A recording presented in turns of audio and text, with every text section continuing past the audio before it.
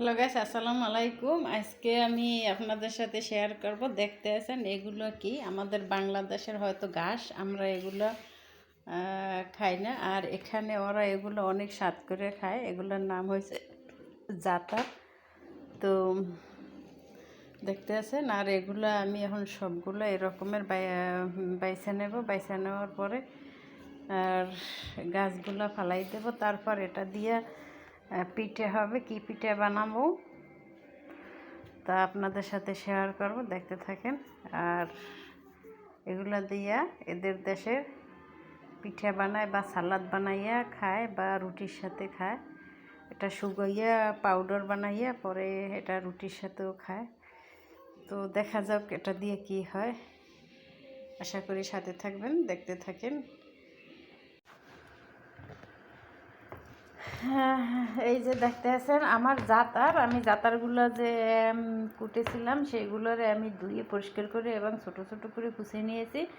তো এখন এটারে আমি আটা আর এখানে দিয়েছি 2 পিস ডিম আর দিয়ে দিছি সামান্য হলুদের গুঁড়া আর দিয়ে দিছি সেই জাতারগুলো। তো আমি এখন এগুলো আমি 1 কেজি পরিমাণের মতো আমি আটাগুলো মিশিয়ে নিয়েছি। আর এখানে আমি আটাগুলো দিয়ে পিঠা বানাইতেছি। পিঠা মানে এই যে দেখতে আছেন বাংলাদেশের চাপটির মতো। তো আমরা এখন এটারে তাওয়া এটাকে এভাবেই থাকে। তো এখানে আমি 4 পিস দিছি, এর বেশি আর দেওয়া যায় না, বড় বড়। আর এখানে দিয়ে দিছি দেখতে আছেন জৈতুন তেল, আর জৈতুন তেল দিয়ে দিছি। আর আমি এখন ফোড়ন আগেই জ্বালাই রেখেছি।